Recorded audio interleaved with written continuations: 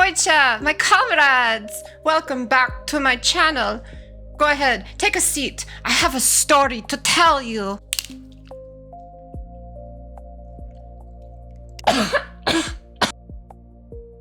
I need to tell you about the worst date that I've ever been on. I still haven't fully recovered, and I am unsure, genuinely unsure if I ever will. His name was Tyler.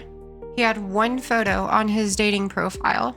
In this said photo, he was standing in a parking lot holding a Subway sandwich. He wasn't eating it.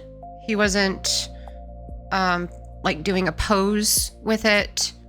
He was just there with it like tucked under his side, looking directly at the camera, as if the sandwich were some sort of like evidence of something that had happened. So I swiped right. He texted me first and he said, "Hey, so I should warn you, I'm kind of a lot." I didn't respond for a couple of days because I wasn't even sure what that meant. So yeah, but eventually he followed up with, "JK, I'm actually pretty chill." I said, "Okay." He said, "Dope." And then we made plans to get dinner. He said he knew a place. I said, "Great." He said it was kind of like a hidden gem. He told me that a lot of people didn't know about it and that I would love it. The place was an Applebee's. A specific Applebee's that he had opinions about. He texted me the address and it followed up with him saying that this place has a better vibe than the other ones. I arrived first. About 4 minutes later, he arrived in a 2009 Dodge Avenger. And this Dodge Avenger had a bumper sticker on it that said, "Choose kindness." And the windshield had a crack on it. And on the crack or around there, it had what appeared to be the letter J written in white nail polish. I didn't ask about the J, but I still wonder about the J. He got out of the car and he shot his finger guns at me. He then looked down at his phone, then looked back up at me, and then proceeded to do another round of finger guns as if the first hadn't landed and he wanted to make sure that I saw them. We went inside. The host asked if we had a reservation. Tyler says I called ahead, that he called ahead. And so they checked the guest list, but there was no reservation under his name. Tyler nodded, like this was confirming something that he had long expected. And then he says, "Yeah, that tracks." We waited 4 minutes for a table anyways. Tyler spent those 4 minutes reading the display on the wall very carefully, like he was studying for something. The server came over. She asked, "Would you like to start with some drinks?" Tyler asked what the most popular cocktail was. She told him. He asked why, and she explained it. He listened, nodded, and then ordered a Pepsi. When the food portion of the menu came up, he was just quiet for a minute. A long minute. He then asked the server, "Is the chicken good?" She says, "Yes." He said, "Like, actually good or Applebee's good?" She said it was good. So he ordered a cheeseburger. It's hotter than fucking here. So I had to take the hat off for now. But anyways, he asked what I was into. So I told him. And he just looked down at the table and just stared. He then said, "Can I tell you something kind of personal?" And I said, "Sure, go ahead."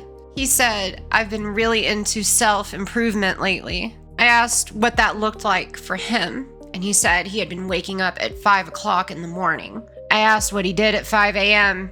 He said, "Usually I just lie there, but I'm awake, so it counts." He told me he was between jobs and had some irons in the fire. I asked about the irons. Said he's been looking into drop shipping and looking into crypto. He also said he had been looking into starting a podcast. I asked what the podcast would be about, and he said, basically just my perspective, his perspective on things. I asked, like, what kind of things? And he said, life, reality, basically everything. But for regular guys, I drank my entire water and then flagged the server for a refill.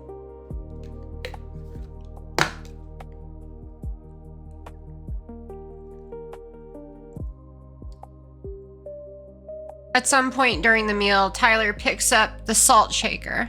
He didn't use it, he just held it, turning it over in his hands from time to time as we talked. At one point, he pointed it at me, as if it were a small weapon, whenever he was making a point about something. He set it back down, then picked it back up again. This went on for the rest of the entire dinner, and he never used it on anything.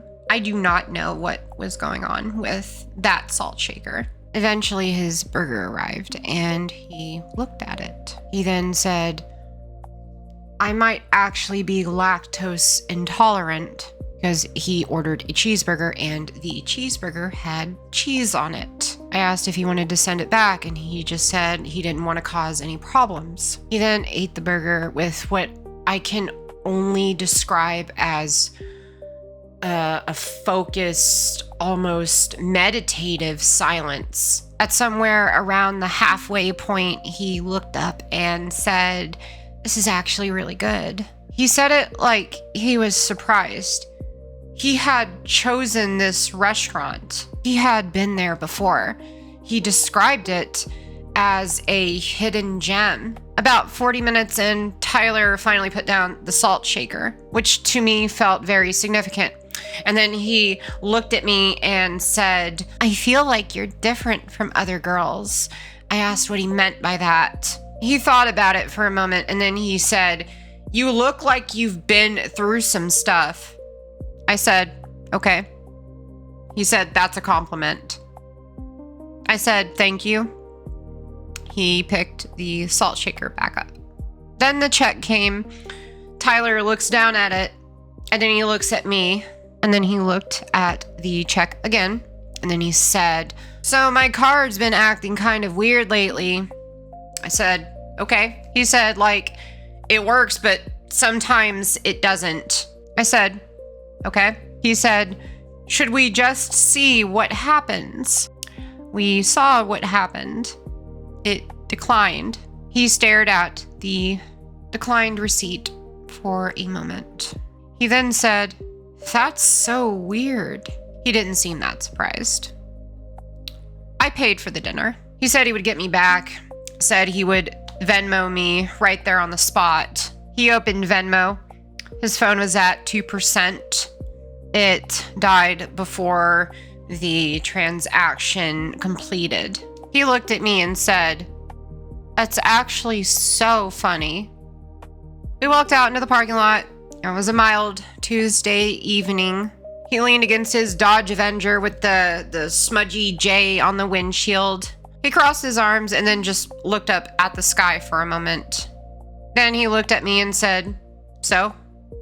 I said, so? He said, that was really good. I said, yeah.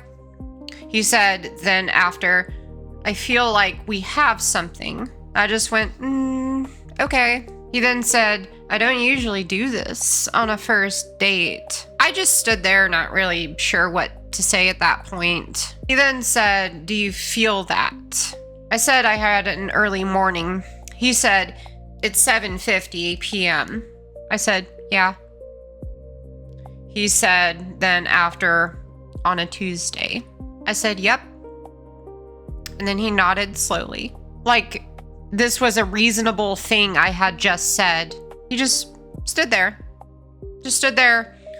in the parking lot, not moving. I said it was really nice to meet him. And then he shot his finger guns at me, shot those finger guns for the third fucking time. So then after that, I proceeded to get into my car. I sat in my car. I could see him in my rear view mirror. he was still leaning against his Avenger, looking down at his dead phone. He was doing something with his dead phone. He stood there, like this, for 6 minutes. On the 7th minute, he got inside of his car, and then he proceeded to sit there for another 3 minutes. I don't know what the fuck happened in those 3 minutes, but I left before I could figure that out. He texted me at 10:47 p.m. that same night, and it said, "Hey, so tonight was actually really great." I stared at it for a while, and then at 10:52, he followed it up with, "You're kind of mysterious, LOL." Then at 11:03, he said, "Anyways," and that was just that. Just anyways. As if that were a complete thought. Sent straight into the void. At 11:04, he sent me a thumbs up emoji. Not as a reaction, as its own separate text message. A thumbs up. Alone in the dark at 11:04 p.m. on a Tuesday. I laid in bed, looking up at the ceiling for a while. And then I blocked him the next day. I checked his profile 3 weeks later, just out of morbid curiosity. His main photo was still of him holding a Subway sandwich, but he had updated his bio. It now said, "Just a regular guy looking for something real. Not into games. Ask me about my podcast." That podcast does not exist. I checked. The J on his windshield was never explained. The salt shaker remains unexplained. To be buried in the X-Files, I suppose. None of it was ever explained. Some things you just have to carry.